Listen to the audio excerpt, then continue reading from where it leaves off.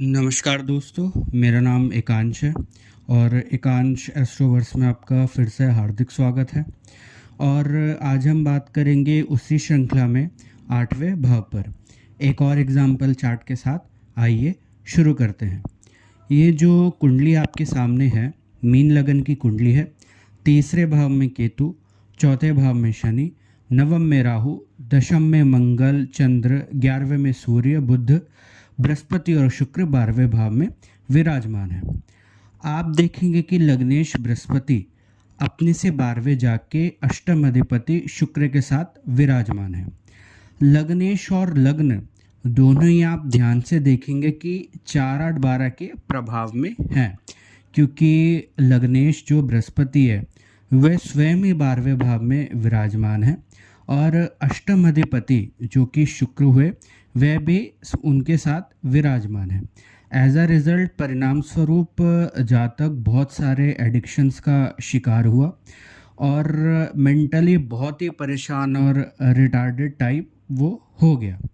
और शनि की अवस्था भी अगर आप देखें कि शनि चौथे भाव में विराजमान है और अपनी सप्तम दृष्टि से उसने चौथे के कारक चंद्रमा को देख लिया और मन के कारक चंद्रमा पर भी अपना प्रभाव डाला और अपनी 10वीं दृष्टि से लगन को भी देख लिया।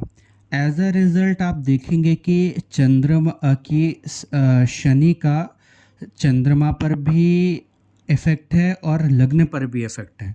तो परिणाम स्वरूप जातक में शनि रिलेटेड बहुत सारे ट्रेट्स हैं, जैसे कि एज अ रिज़ल्ट जातक घर में बहुत कम योगदान देते हैं, घर में बिल्कुल नहीं रहते, घर में इनसे किसी की भी नहीं बनती और घर से रिलेटेड ये बहुत प्रॉब्लम्स फेस कर रहे हैं।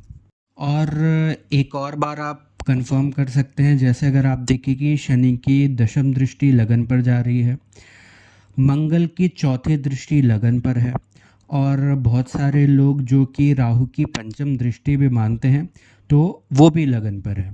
तो लगन पर आप देखेंगे कि कितने सारे क्रूर ग्रहों का प्रभाव है और कुंडली में देखेंगे कि बहुत सारे ग्रह आपके रेट्रोग्रेटेड है। बहुत सारे मतलब शनि और बुध आपके रेट्रोग्रेटेड है।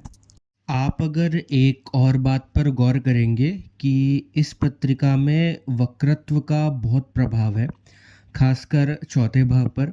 जैसे चौथे भाव का स्वामी जो कि इस कुंडली में बुध महाराज हुए, वो 11वें भाव में बैठ के वक्री हो गए हैं और एज अ रिज़ल्ट वही बात रही कि घर का सुख और मेंटल स्टेबिलिटी पर बहुत ज़्यादा इफेक्ट हुआ, क्योंकि चौथे भाव में भी सैटर्न वक्री होके बैठा हुआ है।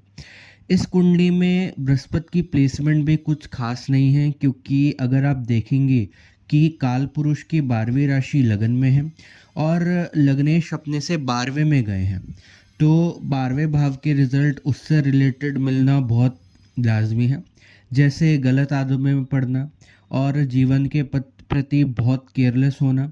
और बृहस्पति के साथ अष्टम भावाधिपति भी है जो कि शुक्र है, जिसकी वजह से नुकसान होना, रिजल्ट्स अच्छे ना मिलना, ये सब देखने को मिलता है। और शनि का प्रभाव आपको इस कुंडली में बहुत ज़्यादा मिलेगा। जैसे शनि की सप्तम दृष्टि चंद्रमा पर, दशम दृष्टि लगन पर और लग्नेश का शनि की राशि में बैठना यह दिखाता है कि नेटिव की पर्सनालिटी में शनि के ट्रेड्स बहुत ज़्यादा होंगे। और राहु की पंचम दृष्टि भी लगन पर यह बताती है कि चैलेंजेस थ्रू आउट लाइफ बने रहेंगे। तो आज की वीडियो में बस इतना ही। आपको ये वीडियो कैसी लगी मुझे ज़रूर बताइएगा, कमेंट सेक्शन में मुझे ज़रूर बताइएगा। वीडियो को लाइक करिएगा, शेयर करिएगा, सब्सक्राइब करिएगा और आपके जानने वालों में से जिनको ज्योतिष में रुचि है इन तक वीडियो ये ज़रूर पहुंचाइएगा। और मुझसे अगर जुड़ना चाहते हैं तो मेरी मेल आईडी पे व्हाट्सएप नंबर पर मुझे मैसेज कर सकते हैं।